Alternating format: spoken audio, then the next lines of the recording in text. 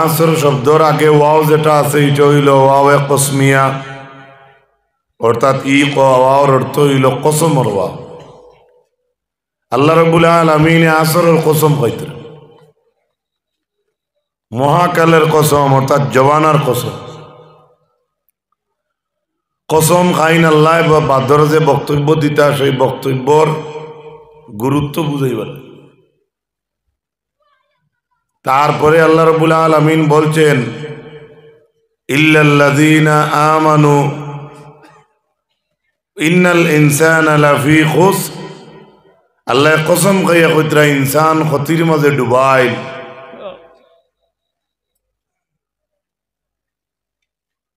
আল্লাহ কইতরা ইনসান ক্ষতির মাঝে ডুবাই।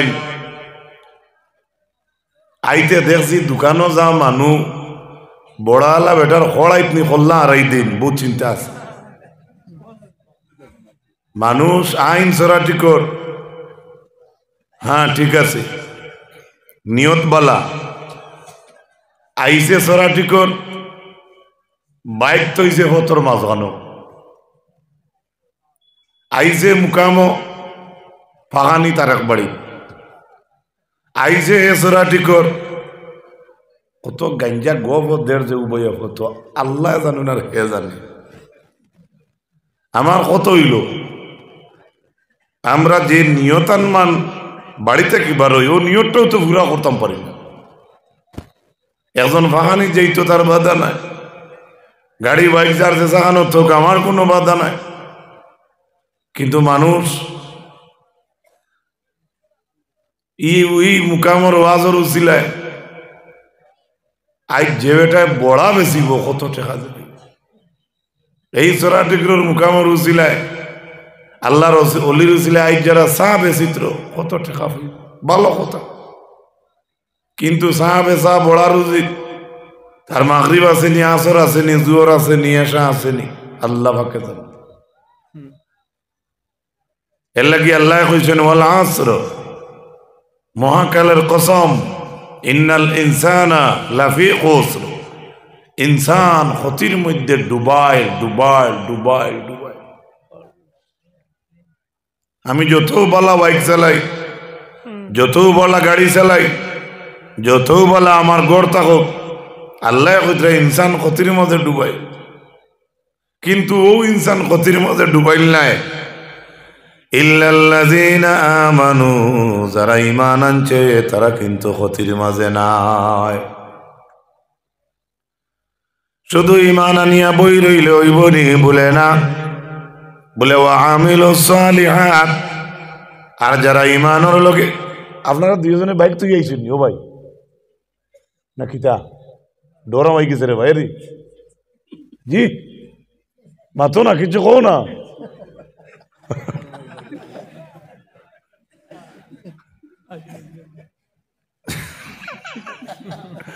না ডর করে তো যারা ঈমান আনছে আর যারা আমলে সালেহা করছে তারা কিন্তু ক্ষতির মাঝে নাই। জুড়ে হোক সুবহানাল্লাহ, বড় আস্তে কইলা রে সুবহানাল্লাহ, জুড়ে হোক সুবহানাল্লাহ। ঈমান আমরা আছে নি? হাত তুলি দেখাইছেন ঈমান আছে তো, তাহলে নিশ্চিত থাকবা আপনার ঈমানে আর নেক আমলে যদি করিয়া থাকেন আপনি ক্ষতি করতে না, আপনি ক্ষতির ডুবতা নাই। এখানে আল্লাহর ঘোষণা, আমার ঘোষণা নাই। ইনসান ক্ষতির মাঝে ডুবাইল, কিন্তু যারা ঈমান আনছে ইনসানের মাঝে, নেক আমল যারা করছে তারা কিন্তু ক্ষতির মাঝে ডুবাইল নাই নাই নাই। আর কিতা ওয়াতাওয়াসাউ বিল হাক্কি ওয়াতাওয়াসাউ বিস সাবর, পরস্পর পরস্পর মানুষে যে মানুষের সত্যের উপদেশ দান করে, নিজের ভাই আর এক ভাইরে সত্যের উপদেশ দিব, ভালো কাজের আদেশ দিব, সত্যের উপদেশ দিব, দুশ্মনী করতো না। আল্লাহ বলেন পরস্পর পরস্পরকে যাইন সত্যের উপদেশ দিবা, তাই ক্ষতির মাঝে নাই। আবার কইন সুবহানাল্লাহ। ওয়াতাওয়াসাউ বিস সাবর, পরস্পর পরস্পরকে যে মানুষে সবরের আদেশ দে, সবর, আপনি সবর করুক কা, ধৈর্য ধরুকা আল্লাহ কুতরা কুরানো যে পরস্পর পরস্পরকে সবরের আদেশ দে হেও আল্লাহ কুতরা ক্ষতির মাঝে নাই শেষ সুরার সরল তর্জমা শেষ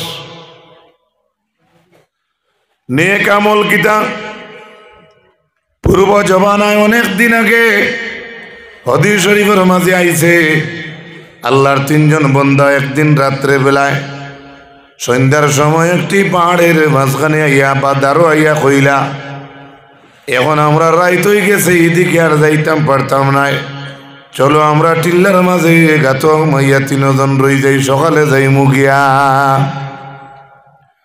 তিনজন মানুষ যখন আপনার গাতর মাঝে হামাইলা গাত হামাইতে উপরে তাকে টিল্লার উপরে তাকিয়া গড়িয়াই গড়িয়াই আপনার বড় পাথর গইয়া উপরে পড়ে গেছে যেমন হান্ডির উপরে হরা বইছে রে ভাই ইগু হরাইবার আর কুদরত নাই ইগু আর হরাইবার লাইন নাই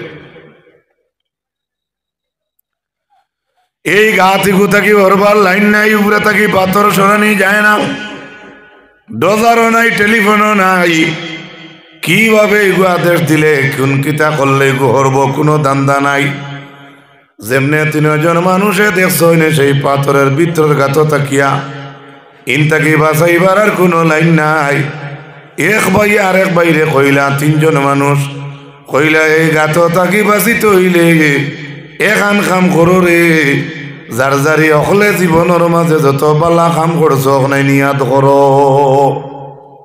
ই গাত তাকি বাঁচার লাইন নাই একমাত্র জীবনে যদি কোনো পালা কাম করিয়া থাকো তো ওখানে নিয়াদ করো আর কোনো লাইন নেই প্রথম নম্বর ব্যক্তি একটা কথা ইয়াদ করলো কইল আমার জীবনের মাঝে আমার একটা ভালো কাজ আছে বলে কিতা বলে আমি লাকড়ির কারবার করতাম কিন্তু যখন আমি রিটার্ন আবার ঘরে আইতাম আবার বাদে আমার মা জননীরে আমি যত সুক্ষণ পর্যন্ত দুধ খাওয়াইছি না গোল্লাস দিয়া অতক্ষণ পর্যন্ত আমি আমার বাকি কোনো কাজও যাইতাম না আমি আমার বউ বা ফুয়া বুড়ির তোর মুখও আমরা কোনো খানি দিতাম না আমার মারে যত সময় আমি কামো তাকে ইয়া দুধ খাওয়াইছি না এর আগে আমি আমার বংশ বা আমার গরো কেউ কোনটা মুখ করতাম না একদিন আমি আইতে দেরি হইল আইয়া আমার মার দ্বারা গেছি দুধের গোল্লাস লইয়া যাওয়ার সঙ্গে সঙ্গে দেখি আমার মার ঘুম লাগি গেছে আমি আমার মারে চালাইয়া হজাক করছি না আমার মার ডিস্টার্ব হইব করিয়া আমি দুধের গোল্লাসে সামনে মারি থানে দাঁড়াইয়া বসে রইলাম ফজরের সময় আমার মার চৌক আপনা আপনি খুলিল এরপরে আমার মারে আমি গোল্লাসটাকে দুধ রে পান করাইয়া বাড়ি চাইলাম মারে দুধ খাওয়ানির পরে বাদে আইয়া আমার মার দ্বারো বইয়া বা আমার বাড়ির দ্বারো যত মানুষ আসলা বউ হরুতা আমার মায়ে দুধ রে পান করার পরে এরপরে আমি আমার হরুতা আমার বউ সারায় মুখ আহার দিছি এর আগে মারে দুধ খাওয়ানি না পর্যন্ত আমার বাড়ির আমি কেউ আমরা কোনো খানি মুখ দিছি না ও তিনজনের মাঝে গাত একজন হইল হে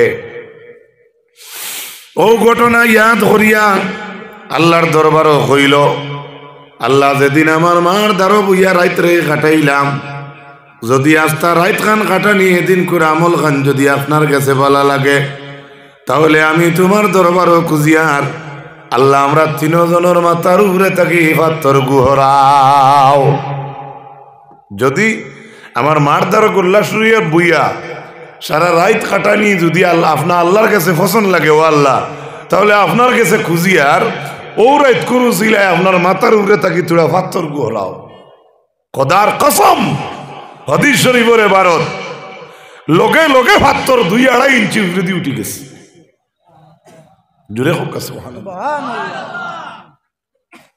ও বালা কাজ ইয়াদ করলা 2 নম্বর ব্যক্তি কইল আমার একজন চাচার ঘরে বইন আসলো যে বইন একদিন বিপদ পড়িয়া আমার কাছে আইয়া খুঁজিছিল 120 টাকা আমি কোনো মানুষ না পাইয়া ডাইনে বাউয়ে আগে পিছনে কোনো মানুষ নাই আমি সুযোগে ভাইয়া চাচার করো বইন্ডে কইসলাম যদি তুই আমার কাছে ইজ্জত রে বেচতে পারস তাহলে আমি তোরে 120 টাকা দিমু। সুযোগ ভাইয়া কয় দিমু তোরে 120 টাকা, আমার লাগি যদি আমার কাছে যদি তোর ইজ্জত বেচস। মেয়েটা ভদ্র মহিলা, কিন্তু সেই মেয়েটায় কোনো যা তুচ্ছ বাচ্চ না করিয়া কোনো কিচ্ছু মাতিল না। কোনো জায়গা আছে আনা মাতিয়া বোয়া লাগে। আর যদি মা বই নিতে কোনো সময় দেখুন লাগা গায়ে তো মানুষ আছেন বা বাড়ির মানুষ দেখা যায়, এই সময় সাহস পাইয়া দেখবা এ ভাও থাকি স্যান্ডেল খুলি লইবা ঠাস ঠাস ঠাস ঠাস এই বাজু আর কইয়ার না সকলর নাই কিছু মানুষ। চাচার ঘর বই নে কইল এখন যদি আমি উল্টা পাল্টা মাতি হয়তো মনে হয় আমারে মারব, কিন্তু যেই সময় দেখছে চাচার ঘর বাইরে সমালা দায় পড়ছে হাত্তা চাওয়ারু পুরা ফুল ফিল রেডি হয়ে গেছে ভাত খাম করিলেই তো। ও সময় চাচার ঘর বইনে চৌকে চৌকে চেয়া কইল ও ভাই আল্লাহরে ডরাও। কারে ডরাও? আমার ইটা করিও না, আমার বাপে কিতা কইবা, মায়ে কিতা কইবা, বইনে কিতা কইবা, গাঁর মানুষে কিতা কইবা, ইটা কিচ্ছু না কইয়া চাচার ঘর বাইরে মেয়েটা কইছে ও ভাই আল্লাহরে ডরাও। কইতেও ছেলেটা আপনার বাচাচার করো বইনর লাগে কুকর্ম না করিয়া লগে লগে আপনার ভাত খাম যাতে কি ভাত খাম তাকে বিরত হয়ে গেছে। আর গাথর মাঝে 2 নম্বর ব্যক্তি ওখান কর, আর 2 নম্বর ব্যক্তিটা হইল ওই ব্যক্তি যে ব্যক্তিটাই আপনার চাচার করো বইনর লগে ভাত খাম কুকর্ম বিচার করতে আসলো, আল্লাহরে ডরাইয়া কিন্তু বইনরে নষ্ট করছে না। গাতর মাঝে 2 নম্বর ব্যক্তি কইল রে মাহবুদ চাচার ঘর বইনর লাগে যেদিন আমি ভাত খাম করতাম আসলো, এদিন তো আপনারে ডরাইয়া আমি আমার এই কাম করছি না। আল্লাহ যদি এদিন কুর খাম খানেন আপনার গেছে ভালো লাগে তাহলে আমি তোমার দরবারে খুঁজিয়ার আপনার মাথার উপরে থাকি ভাতর গুহরাও। জুড়ে হোক না সুবহানাল্লাহ। যদি সেই দিন কির খাস যদি আল্লাহ তোমার কাছে ভালো লাগে পাত্তরটা একটু সরাও। হাদিস শরীফের ইবারত চাচার ঘরে বইনর কাছ থাকি আল্লাহরে ডরাইয়া হরার কারণে এটা আল্লাহ কবুল করছে, তার প্রমাণ স্বরূপ তার কথার লগে লগে পাত্তর আরো 5-3 ইঞ্চি উপরে দিয়ে উঠে গেছে। সুবহানাল্লাহ। মানুষ কজন? গাত কজন? 2 জনের নেক কামিয়াত হয়ে গেছে তো, বাকি কজন রয়েছে? লাশ ব্যক্তি কইল আল্লাহ আমার জমিন কোনো ভালো কাজ নাই, আমার বাড়িতে একটা কামলা বেটায় সামান্য কাম করতা, কিন্তু বিচারা যেদিন আমার বাড়ি থেকে বিদায় লইয়া যাইতরা সেই দিন আল্লাহর বন্দায় কামরা জিরা নিছে না, পালাই গেছে, আজিরা পালাই গেছে। আমি তার আজিরার পয়সা দিয়া পয়লা সাকি লইলাম, সাকি গাবিন হইল অর্থাৎ বাচ্চা দিল, হইল 2টা বাচ্চাই একটু বড় হইয়া দিল আরেকটা কটা এই বাচ্চা ফিরিয়া আরেক বিয়ান বাচ্চা দিবার আগে মূল দেখো মা আছে আগু বাচ্চা লই গেল কটা 3 আর 2 এভাবে বাড়িতে বাড়িতে বাড়িতে বাড়িতে বাতানো রাধা বাতান বান্ধিয়া তৈছে ছাগল আর ফাটি বাচ্চাইন। হঠাৎ একদিন বাগর এই মানুষটা আইছে, আইয়া ও মানুষটারে কইছে ও ভাই আমার ফুন্না জিরো গুন্দে ফরর হক মারা যায়নি, ফরর হক মারা যায়নি।